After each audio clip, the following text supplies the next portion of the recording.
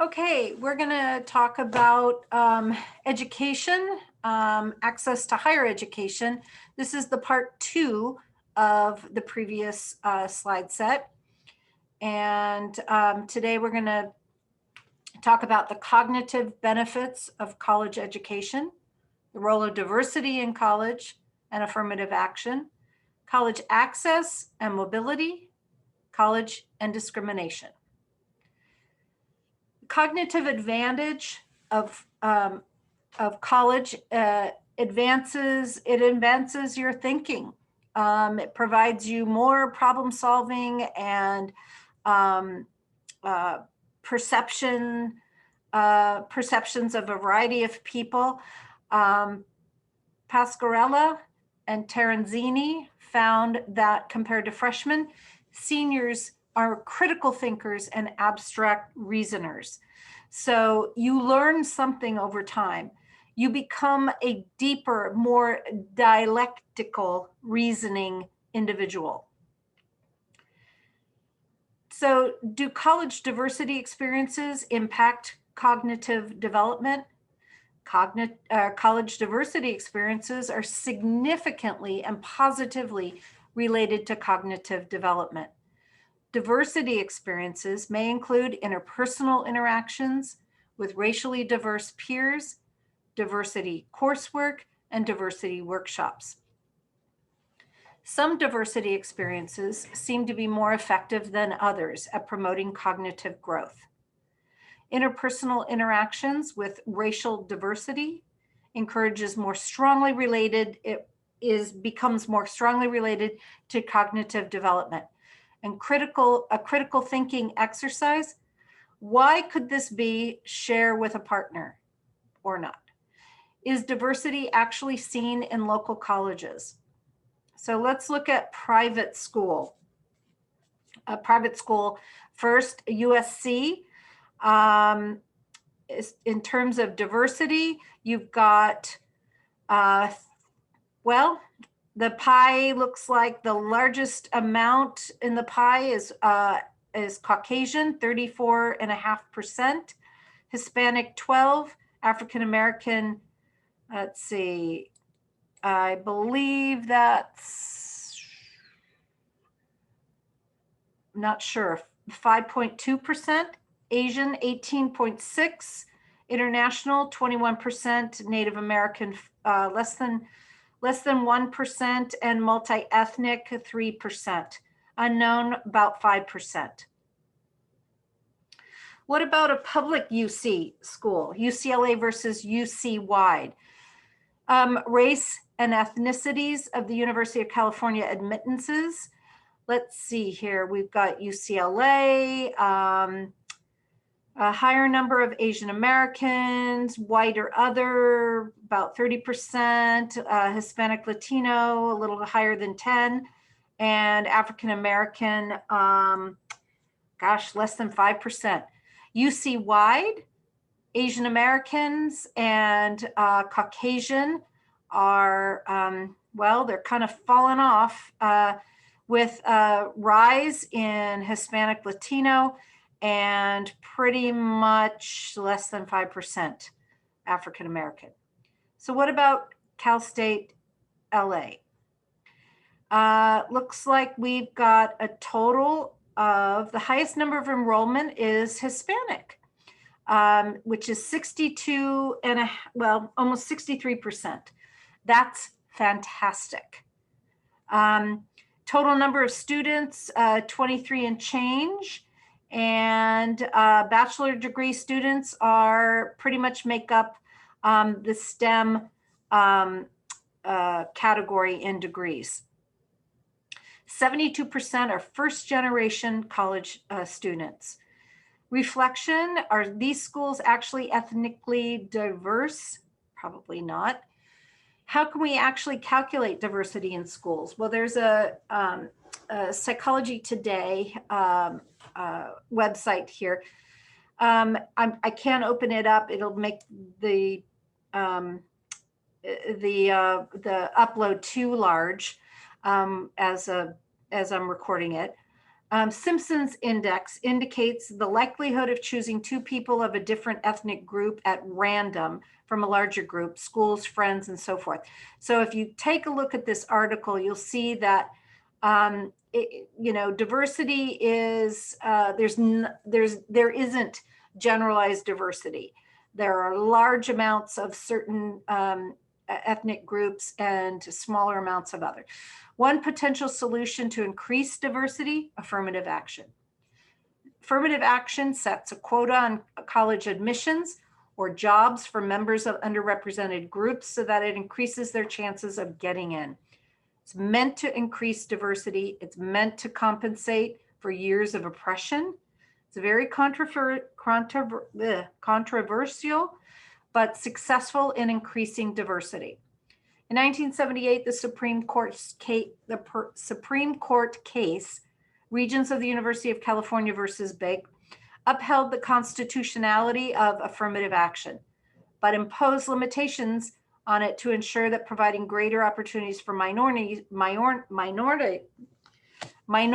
did not come at the expense of the rights of the majority. Affirmative action, then, it's meant to compensate for years of oppression. What does that mean? Remember the video with the cartoons running laps? That's what it means. Not everyone agrees with affirmative action. Why? The theory of mismatch, proposing that students may not be fit for or up to the challenge. Some view it as a handout and unfair for white or privileged students who could have taken that spot.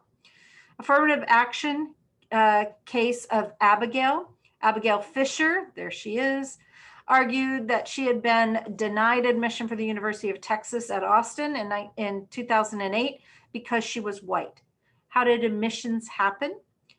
Texas residents ranked at the top of their high school class, usually the top 10%, were eligible for automatic admission and fill 75% of the available in-state spots. Those who do not meet this qualification are admitted based on factors such as academic achievement, extracurricular activities, cultural background, and race. Fisher, who was part of the second group, believed that she was denied admission because of her race, claiming that several of her non-white high school classmates were admitted despite having lower grades. Abigail's case, her legal team argued that this was in violation of the 14th Amendment Equal Protection Clause of Title VI of the Civil Rights Act in 1964.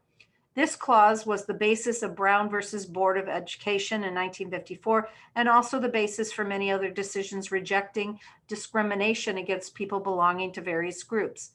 So did Abigail have a case? You don't have to find a partner, but you want to make a case of whether or not it supports or against Abigail's claim, and just do this in your head.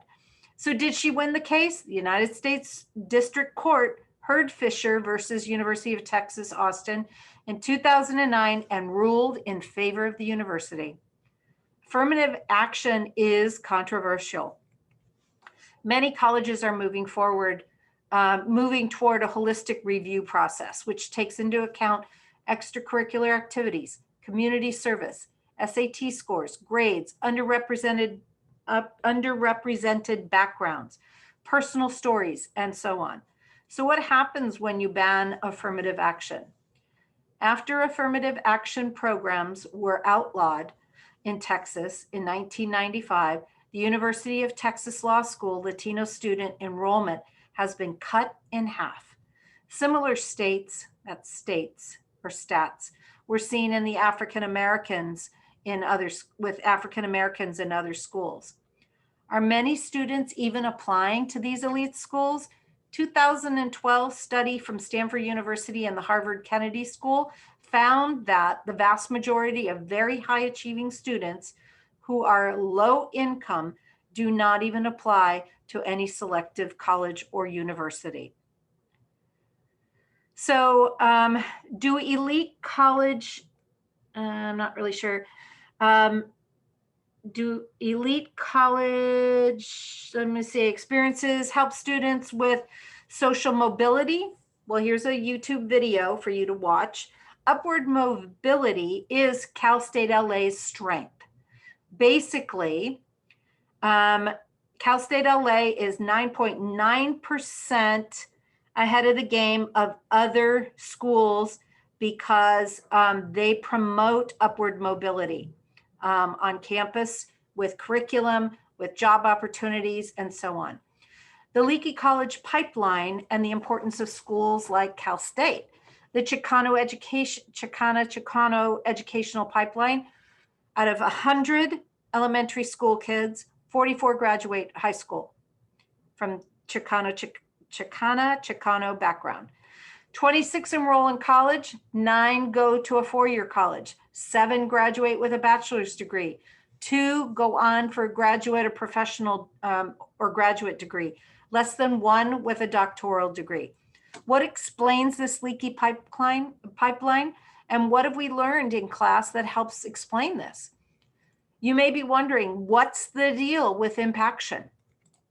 Impaction is when a program or campus receives more eligible applicants during the initial application filing period than can be accommodated. This can happen at a major college, in a major curriculum, a college, university level.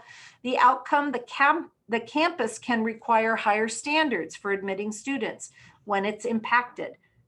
So how can this impact our campus? If you get a lot of students applying for certain majors or of a certain background, and then those majors and become very impacted. Historically, Black colleges, mostly, I'm not really sure what, were established after the American Civil War. Open to any racial group, but the principal mission was and is the education of Black Americans. And they offer communities, from the students to the faculty, to a way of life that are culturally relevant and relatable to all kinds of ways. College and discrimination, it exists and it's real. It's objectifiable costumes, blackface or red face, okay? These are discriminatory practices singled out in class, which is considered a microaggression. Asking the one Black person in a class their opinion about an issue affecting Black people. It's inappropriate. Racial slurs, mistaken identity, stolen computer, lack of safe spaces. Who do you talk to if you're experiencing racial or gender discrimination on campus? You can talk to a professor, you can talk to your advisor, you can talk to any of the resources on campus. Hopefully, you haven't experienced discrimination on Cal State LA campus. Counter stories and research. According to Knight et al., youth counter stories stress inequitable structures that hindered access to college-going resources. Family involvement does not necessitate a physical presence within the school, but also can encompass values, moral, and motivation within the home. You don't have to do this Zoom poll, so don't worry about it. And there's no spring break to really talk about. But there you have it. Those are the slides.